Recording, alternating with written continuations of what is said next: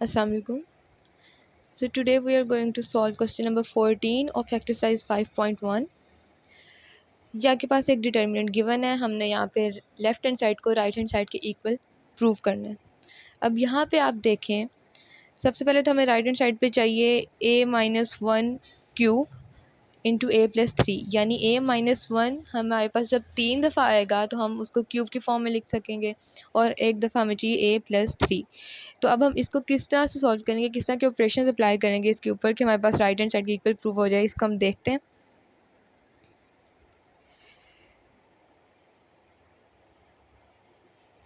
Okay, ये आपके पास determinant given है। अब क्योंकि राइट हैंड साइड पे हमारे पास था a-1 क्यूब इंटू a+3, इसके इक्वल हमने इसको करना है प्रूफ। अब यहाँ पे अगर हम ये वाला ऑपरेशन अप्लाई करें कि अगर हम कॉलम 2, कॉलम 3 एंड कॉलम 4 को कॉलम 1 में ऐड कर दें तो हमारे पास a+3 की फॉर्म आ सकती है, जो कि हमारे राइट हैंड साइड पे गिवन थी। हम सबसे पहले इन तीनों को कर लेंगे ऐड C1 के अंदर, तो हमारे पास ये वाला डिटर्मिनेंट आ जाएगा a+3 के साथ। अब यहाँ पे देखें, पूरे कॉलम 1 में a+3 कॉमन आ रहा है, तो हम यहाँ से इसको कॉमन ले लेंगे, यानी कि a+3 बाहर आ गया और अंदर ये वाला डिटर्मिनेंट आ जाएगा। अब यहाँ पे आप देखें, हम क्योंकि यहाँ पे सारे 1 1 1 आए हुए हैं ना, हम इनको ज़ीरोज़ कर सकते हैं ताकि हमारे पास एक्सपेंड करने में आसानी हो। तो हम ऐसा करेंगे कि यहाँ पे R2 minus R1, R3 minus R1, R4 minus R1, यानी किसी एक रो को ले लेंगे और उसके अकॉर्डिंग बाकी 3 को चेंज कर देंगे हम, यानी हमने R1 को इन सब में से माइनस कर दिया। तो हमारे पास यहाँ पे 1 0 0 एंड 0 आ गया कॉलम 1 में। अब यहाँ से हम इसको एक्सपेंड कर सकते हैं। आप लिखोगे एक्सपेंडिंग फ्रॉम C1, यहाँ से आप इसको ऐसे एक्सपेंड करना शुरू करेंगे तो a+3 तो एज इट इज़ बाहर आएगा। जब यहाँ से एक्सपेंड किया तो आपने 1 के अकॉर्डिंग किया, ये वाली कॉलम और ये वाला रो स्किप हो जाएंगे और बाकी ये वाला डिटर्मिनेंट आपके पास आ जाएगा, हमने उसको लिख दिया। अब यहाँ पे आप इसको फर्दर एक्सपेंड कर लें a-1 के साथ, क्योंकि बाकी सारे तो यहाँ पे ज़ीरोज़ आए हुए हैं। तो यहाँ पे जब हम इसको एक्सपेंड करेंगे तो a-1 बाहर आ जाएगा और ये स्किप हो जाएंगे रो और कॉलम, आपके पास ये वाला डिटर्मिनेंट आ जाएगा। अब इसके अकॉर्डिंग आपके पास ये वाली पूरी फॉर्म बन जाएगी।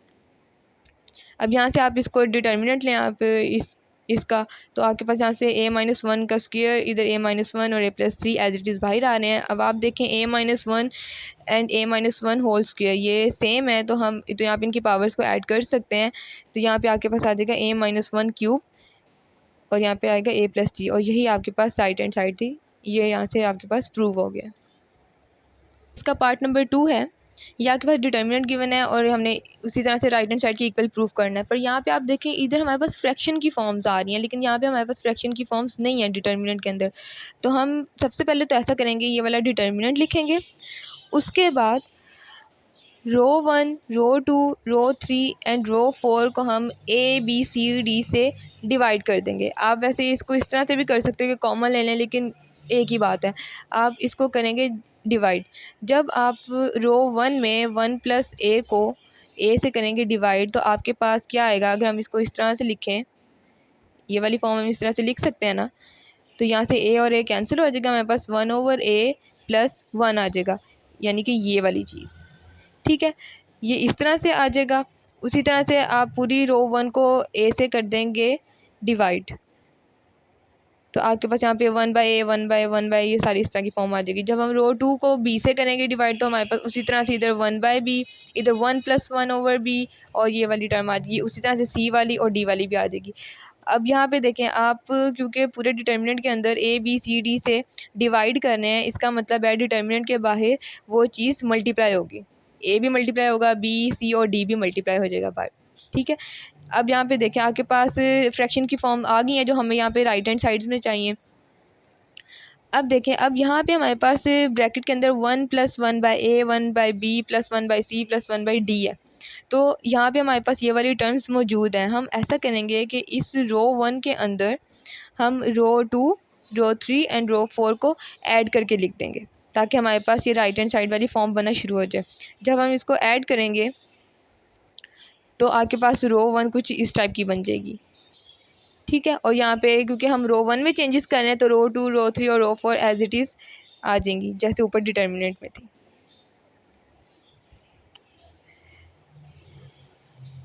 ठीक है, अब यहाँ पर देखें आप, रो वन में सारी टर्म्स क्योंकि सेम है तो हम यहाँ से इसको कॉमन निकाल सकते हैं, यानी कि 1+1/a + 1/b + 1/c + 1/d को हम रो वन में से कॉमन ले लेंगे, तो वहाँ पे हमारे पास सारा 1 आ जाएगा।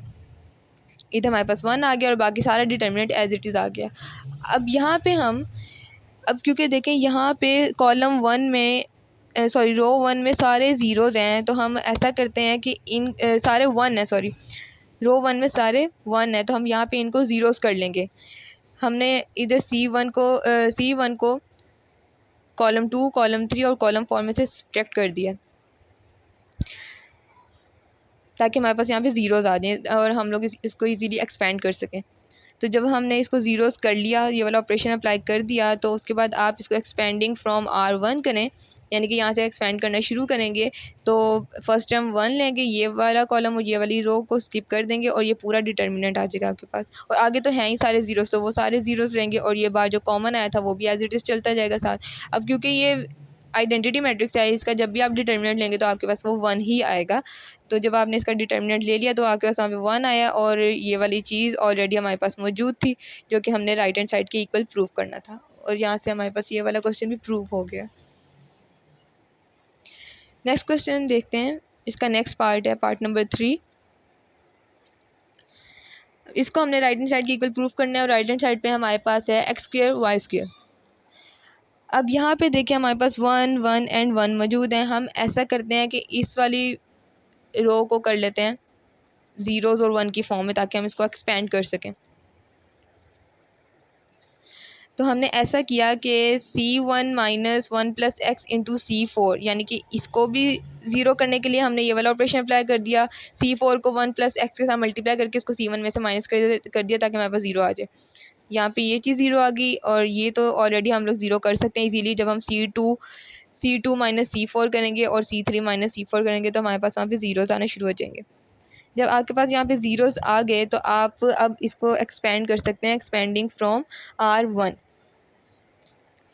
तो यहाँ पे आपने इस साइन का ध्यान रखना है कि ये साइन किस तरह से आता है। वैसे तो हम एक जनरली कहते हैं कि प्लस माइनस जब हम डिटर्मिनेंट ले रहे होते हैं।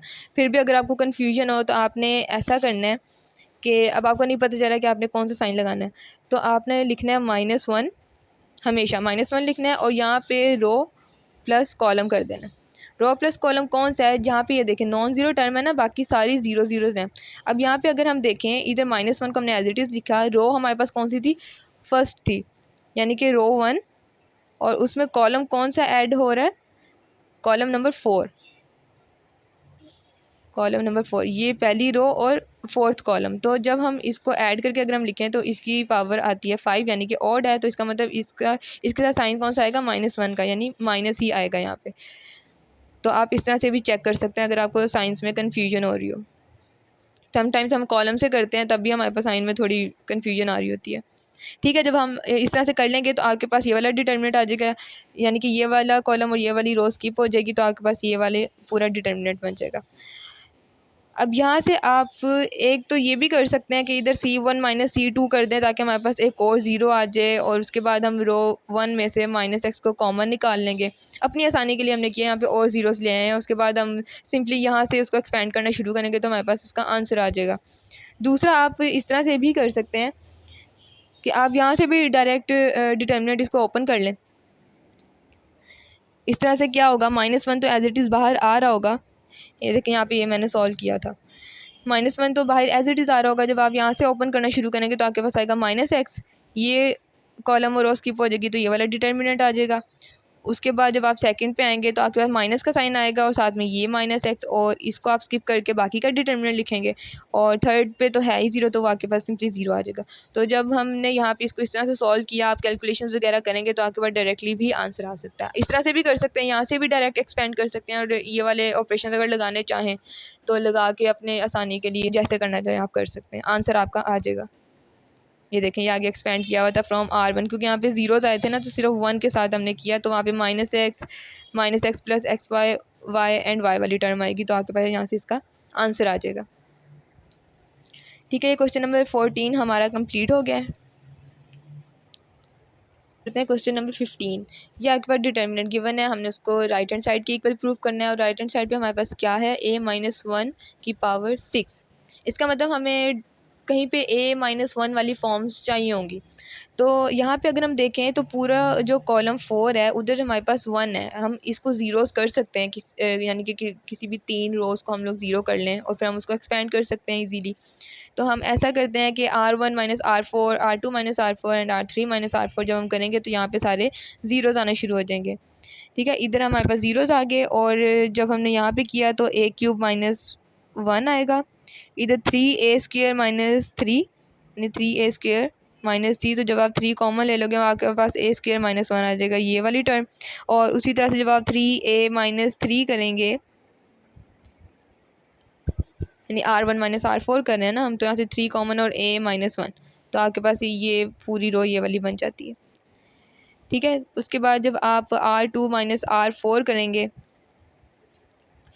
तो सेम इसी तरह से आपके पास a² माइनस 1 आएगा, इधर a² प्लस 2a माइनस 3 आ जाएगा और 2a प्लस 1 माइनस 3 यानी 2a प्लस 1 माइनस 3 जब हम करेंगे तो आपके पास 2a माइनस 2 एंड 2 यहाँ से कॉमन ले लें तो आपके पास a माइनस 1 ये वाली टर्म आ जाएगी। ठीक है, और बाकी आपके पास 0 आ जाएगा। और यहाँ पे ये जो फॉर्म बन रही है आपकी a² plus 2a plus minus 3 की, इसके आप फैक्टर्स बना लें इस तरह से। जब आप इसके फैक्टर्स बनाएंगे तो आपके पास a plus 3 and a minus 1 की फॉर्म आएगी। ठीक हो गया, और आपके पास थर्ड थी R3 माइनस R4, यहाँ से a minus 1, 2a plus 1 minus 3 करेंगे तो उसी तरह से आपके पास 2a माइनस 2 आ जाएगा, आप 2 कॉमन निकाल लेंगे और यहाँ से a प्लस 2 माइनस 3 करेंगे तो a माइनस 1 आ जाएगा और यहाँ पे आपके पास 0 आ जाएगा। और R4 में कोई चेंज नहीं आएगा क्योंकि हम उसके अकॉर्डिंग बाकी रोज़ को चेंज कर रहे हैं। ठीक है, यहाँ तक हो गया। अब हम इसको एक्सपेंड कर सकते हैं, एक्सपेंडिंग फ्रॉम C4 से क्यों किया, क्योंकि यहाँ पे सारे ज़ीरोज़ हैं और इधर आपके पास क्या है 1। अब यहाँ पर भी अगर आपको साइन में कोई प्रॉब्लम हो रही है तो आप उसी तरह से -1 लिखें। अब देखें यहाँ पे कौन सी रो है, रो नंबर 4 है एंड कॉलम नंबर 4 है, आपके पास 8 आएगा इसका आंसर, तो वो आपके पास even है। इसका मतलब है यहाँ पे आपके पास साइन पॉजिटिव आ जाएगा क्योंकि इसका आंसर 1 आएगा। ठीक है, पॉजिटिव साइन हमने लगाया इधर और साथ में ये वाली रो स्किप कर दी, ये वाला कॉलम स्किप कर दिया, तो आपके पास ये वाला पूरा डिटर्मिनेंट आ जाएगा। अब यहाँ पे आप फार्मूला ओपन कर सकते हैं, इधर a³ माइनस 1 है ना, तो आपके पास a³ माइनस b का, अगर हम b³ का फार्मूला ओपन करके देखें तो हमारे पास आता है a minus b into a² plus ab plus b²। तो उसके अकॉर्डिंग जब हम इसको ओपन करेंगे तो आपके पास a minus 1 a² plus a plus 1 आ जाएगा। ठीक है, हमने ये वाला फार्मूला ओपन कर दिया। उसके बाद आप देखें आपके पास है 3 इंटू a² माइनस 1, यहाँ पे a² माइनस b² का फार्मूला ओपन करेंगे तो आपके पास a माइनस 1 a प्लस 1 आ जाएगा, ये एज इट इज़ आ जाएगा। इधर भी आप फार्मूला ओपन करेंगे, इसके आपने फैक्टर्स ऑलरेडी बना लिए हैं और ये एज इट इज़ आ जाएगा और बाकी सारी टर्म्स भी इसी तरह से आ जाएंगी। अब आप यहाँ पर देखें, जब हमने फार्मूलाज ओपन किए हैं तो आपके पास C1 से भी a माइनस 1 कॉमन निकल रहा है, यहाँ C2 से भी a माइनस 1 कॉमन आ रहा है और यहाँ से भी a माइनस 1 कॉमन आ रहा है। यानी आप करेंगे कि taking a minus 1 common from C1 C2 C3, यानी कि तीनों में से कॉमन आने हैं तो 3 दफ़ा कॉमन आएंगे, 3 टाइम्स हम उसको बाहर लिख देंगे और अंदर ये वाला डिटर्मिनेंट आ जाएगा। अब यहाँ पे क्योंकि ये सेम है तो आप इसको कर सकते हैं a माइनस 1 पावर क्यूब की फॉर्म में लिख सकते हैं। a माइनस 1 पावर क्यूब आ गया और एज इट इज़ आगे डिटर्मिनेंट आ गया हमारे पास। अब आप ऐसा कर लें कि यहाँ पे 3 2 एंड 1 है कॉलम 3 में, तो आप यहाँ पे ऑपरेशन अप्लाई कर दें R1 minus 3 R3 and R2 minus 2 R3, ताकि आपके पास वहाँ पे ज़ीरोज़ आ जाए बाय एलिमेंट्री रो ऑपरेशन के अकॉर्डिंग हम जिस तरह से किया करते थे। ठीक है, जब यहाँ पे ज़ीरोज़ आ जाएंगे उसके बाद आप इसको एक्सपेंड करना शुरू कर दें। यहाँ C3 से इसको एक्सपेंड करना शुरू करें और उसी तरह से अगर आपको साइन में प्रॉब्लम है तो -1, और यहाँ पे रो कौन सी है हमारे पास, third row and third column है, यानी इसका आंसर 6 आएगा, आपके पास पॉजिटिव साइन आएगा। तो ये वाली रो और ये वाला कॉलम स्किप हो गया आपके पास, तो बाकी ये वाला डिटर्मिनेंट बच जाएगा। आप यहाँ से इसको अब इसके फैक्टर्स बना लें, बेशक या इसको डायरेक्ट भी करना चाहें तो कर सकते हैं। फैक्टर्स अगर बना लेंगे तो आपके पास इधर आ जाएगा a-1 एंड a+2 के फैक्टर आएंगे। अब यहाँ से आप a-1 इस कॉलम से भी कॉमन निकाल सकते हैं और इस कॉलम से भी कॉमन निकाल सकते हैं। तो यानी कि a-1 एंड a-1 आ जाएगा साथ, और अंदर ये वाला डिटर्मिनेंट आ जाएगा। अब क्योंकि यहाँ पे भी इसके क्योंकि सेम है और इसकी पावर्स को हम ऐड कर सकते हैं, तो आपके पास a-1 की पावर 5 आ जाएगा। और अंदर जब आप इसको डिटर्मिनेंट को सॉल्व करेंगे तो वहाँ से भी आपके पास एक a-1 आएगा और उसकी भी पावर हम a-1 की पावर 5 में ऐड कर देंगे, तो हमारे पास a-1 पावर 6 आ जाएगा। और यही चीज़ हमने प्रूव करनी थी, ये आपके पास राइट हैंड साइड प्रूव हो गई है।